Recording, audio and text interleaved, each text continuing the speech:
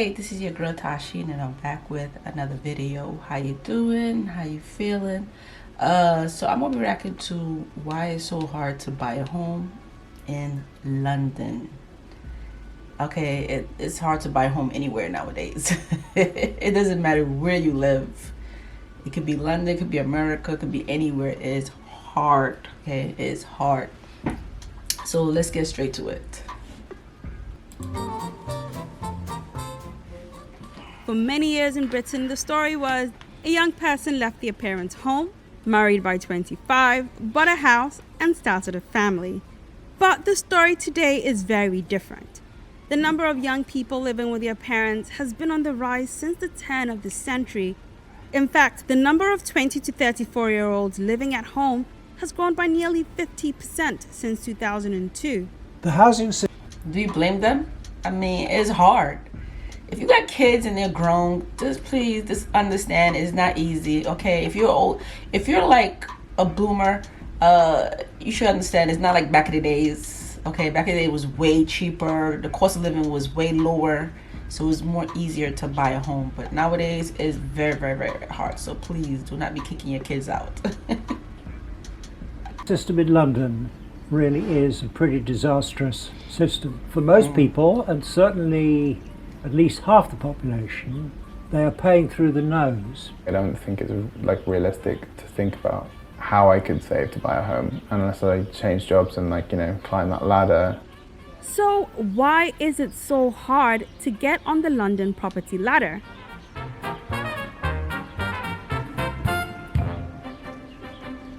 Home ownership hasn't always been a national obsession. A century ago, 3/4 of the United Kingdom rented the place they lived. Now, only about a third of the country's households are renting. But those that are have a serious disadvantage These homes are beautiful. Oh my gosh. if they ever hope to own. To understand how we got here, let's rewind back to a pivotal part of the country's history. The Second World War. The country, which was heavily bombed during the conflict, began a period of rebuilding and repairing between 1945 and 1951. The government launched an ambitious building program of homes to rent at controlled prices. Prime Minister Clement Attlee's government built more than 1 million houses during this period.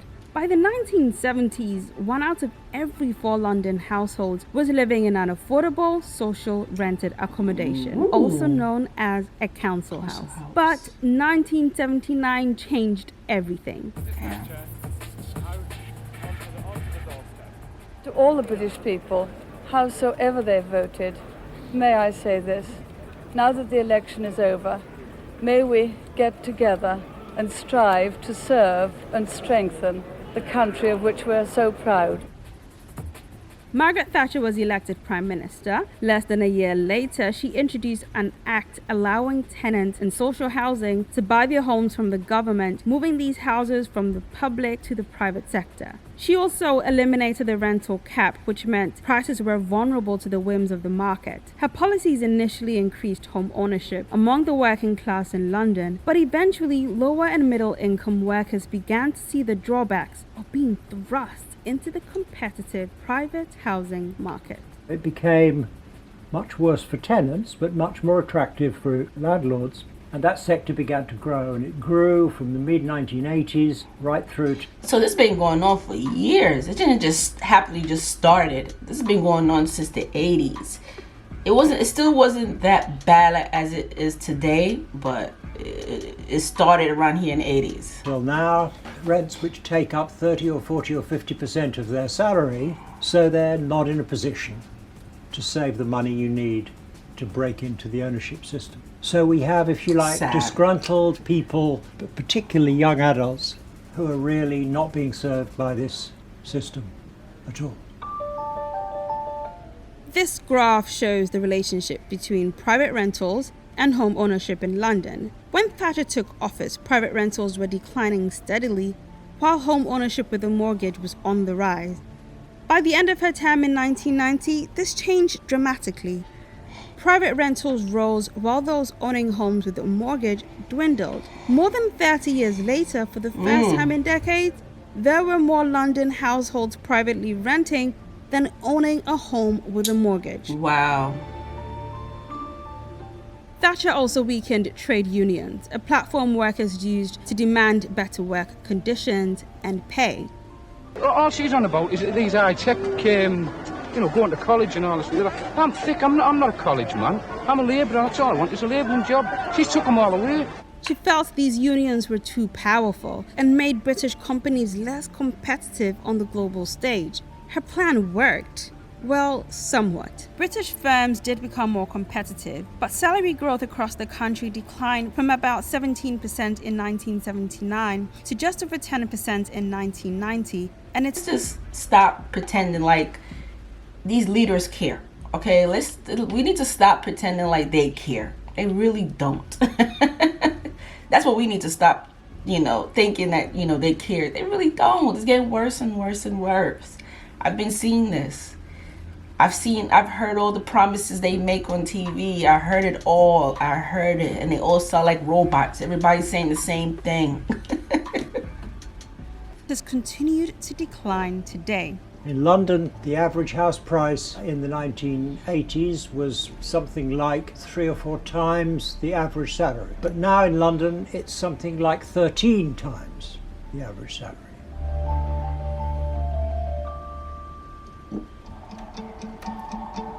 Jonathan Orane is a 30-year-old Londoner who has felt the sting of high rents and low salaries. Buying a home seems very far out of his reach. If I'm attempting to save, it's like straight away, as soon as the paycheck comes in, it's going into savings.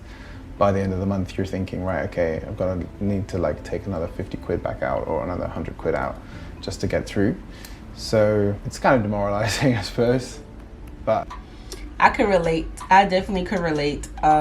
You save and save and save, but then it's like you gotta go dip in because you gotta pay this bill or something come up. You gotta pay. And like I said, the cost of living is so high, and this is what I don't understand. What I don't understand, what they don't understand, is that the pay rate, the wages are very low. Okay, very, very, very low. The cost of living is this high, but the pay is this low. Like, it's not balance. It's not, you know what I'm saying? It just doesn't make any sense to me. if I wasn't to leave London, I don't imagine that I would even consider the idea of, at this stage of my life, of thinking to save for that. The financial crisis in 2007 and the bursting of the US bubble marked another turning point in London's property market. The housing borrowing and lending system collapsed because low-quality debt had been bundled and sold as securities on the global markets by banks as though it was reliable, but it wasn't. The crisis triggered in North America was so bad in the UK that the country's finance minister at the time said there was a danger of a breakdown in law and order hours after the government bailed out one of its troubled banks. The British government devised a rescue plan that involved buying some of this bad debt in exchange for stakes in these banks. By 2011, London had bounced back faster than many other cities in the country and around the world. Many of us in London had expected, at the time of the financial crisis, that the economy of London would really suffer because it was so dependent on this financial sector. And the financial sector had really behaved so badly, we thought a lot of it will shrink here. But because of the generosity and scale of this government rescue of the banking system, actually London did very well. The rebound cemented the capital as a stable market for investments and attracted several real estate buyers. These investors bought up several homes in the city, either for rental income or for its resale. You know what's another thing too I wanted to mention? I didn't want to keep stopping the video because I know how some of y'all feel, but I just have to say this before the video ends. They mentioned about buyers buying out all these homes. Usually the people who's buying all these homes are not the people who live in the neighborhood. These are people who live other countries and they want to buy all the homes. I'm gonna say, especially here in America, there's people who are buying out all these homes. There are certain people that's buying all these homes. Okay, yeah. There are certain people buying these homes. There are people around the world who don't live here in this country, haven't been to this country, or buying homes here. Because I have friends who, they're like a house manager type of people, what they do is they collect the money from the person who live overseas and they maintain the house.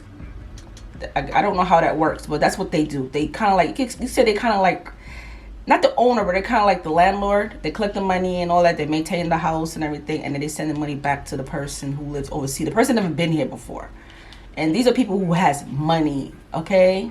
So if you're just a local person who live in this neighborhood, you probably don't even have a chance to even buy a home. So yeah, so the people who are buying all these homes they don't even live in the neighborhood. They probably don't even live in London or the UK, I should say. Probably another country. And they just buying all the homes because they got the money. Whoever has the money, if you're a millionaire, a billionaire, you could buy as many homes you want, okay? And I think that's why the prices are going up so fast too, because these are people who has money and they could, and if you're a landlord, you don't care. You just want to collect the money. It's all about money. Resale value as house prices appreciated. Another thing attracting investors, paying less on property taxes. In New York, for example, if you own a luxurious apartment in an expensive district in Manhattan, you could be paying thousands and thousands of dollars a year in property tax. Quite a significant percentage of its value, which is not the case here. The most you can have to pay in London in annual property tax is in the range of £2,000 or £3,000 a year. Some of the most attractive areas to these investors are the boroughs of Westminster and Kensington and Chelsea in West London, where rows of investment houses lie vacant. It's not very transparent, but it's pretty clear that investing in London housing has been very attractive to investors. The government has tried to make housing more accessible to lower and middle income earners. In 2016, for example, the government rolled out an additional 3% tax for homeowners with more than one property. This was on top of the existing stamp duty land tax.